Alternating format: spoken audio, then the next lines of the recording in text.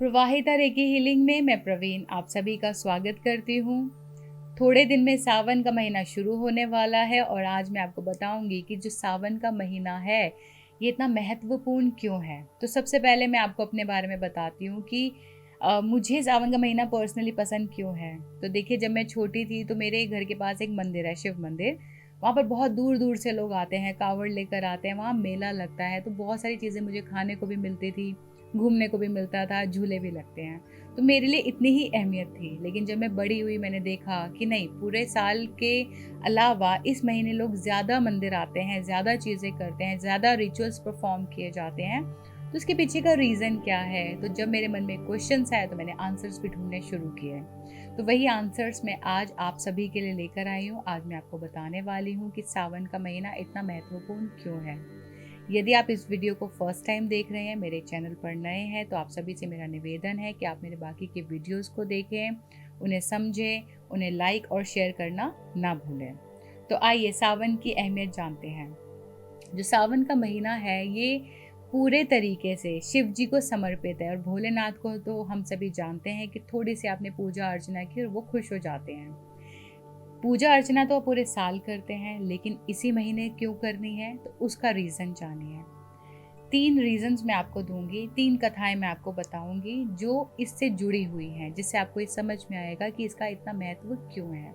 तो जैसे कि मैंने आपको बताया कि जो महीना है ये शिव जी को ही समर्पित है, किसी और देवी देवता को नहीं है। उसका रीज़न शिव जी ही हैं। तो पहली मान्यता ये है कि जो माता सती थी, वो हम सभी को पता है कि वो सती हो गई और उन्होंने माता पार्वती के रूप में जन्म लिया। जब उन्होंने जन्म लिया तो शिव जी से विवाह करने की क्योंकि उनकी इच्छा थी, उन्होंने कठोर तप किया। कठोर तप से उन्होंने शिव जी को प्रसन्न किया और उनके साथ विवाह किया।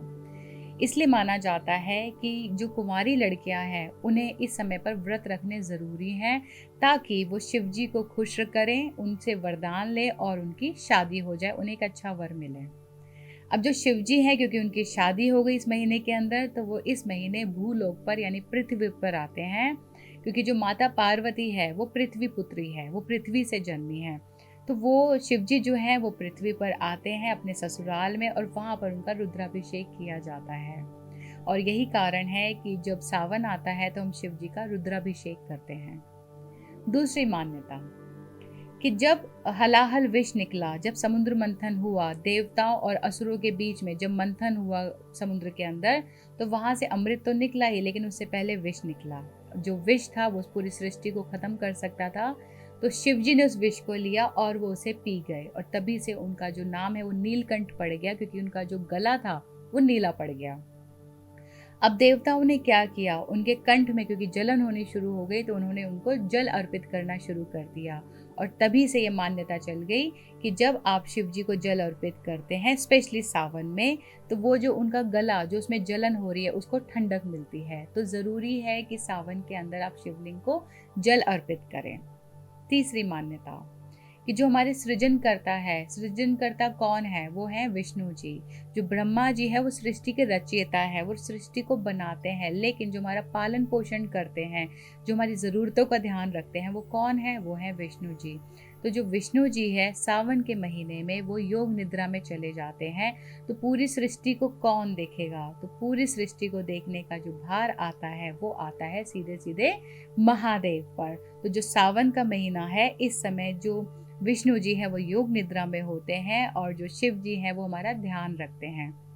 तो ज़रूरी है सावन के महीने के महत्व को समझना, क्योंकि इस समय पर जो शिव जी है उनकी पूरी की पूरी दृष्टि, सीधी की सीधी दृष्टि हम सभी पर होती है। तो सावन के महीने का यही महत्व है, इसीलिए जो सावन का महीना है वो शिव जी को समर्पित है। तो ज़रूरी है कि सावन के महीने में हम लोग मंदिर जाएं। रोज़ नहीं जा सकते तो हफ्ते में 2 या 3 बार, जितना भी पॉसिबल है आप ज़रूर जाएं। शिव जी के ऊपर जल चढ़ाएं।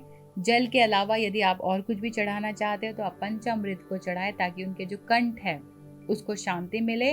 और क्योंकि इस समय वो ससुराल आते हैं, उनका रुद्राभिषेक होता है, तो रुद्राभिषेक करें पंचामृत चढ़ाकर, प्लस बेलपत्र चढ़ाएं, फूल फल चढ़ाएं। तो जो भी आप चढ़ा सकते हैं, जो भी आपका सामर्थ्य है वो चढ़ाएं। और चढ़ाते हुए इन कथाओं को अपने ध्यान में रखें, समझे उसके महत्व को। तो जब आप किसी चीज़ का किसी दिन का, किसी महीने का महत्व समझते हैं ना, तो जो इच्छा है आपकी करने की, जो इच्छा से आप कर रहे हैं, जो रुद्राभिषेक आप कर रहे हैं, जो जल आप चढ़ा रहे हैं, जो बेलपत्र आप चढ़ा रहे हैं, उसकी जो शक्ति है वो दोगुनी हो जाती है। जो आपके मन का भाव है वो अलग तरीके से काम करता है। जो आपका एटीट्यूड है उस काम को करने का वो चेंज हो जाता है, जो कि बहुत ज़्यादा ज़रूरी है।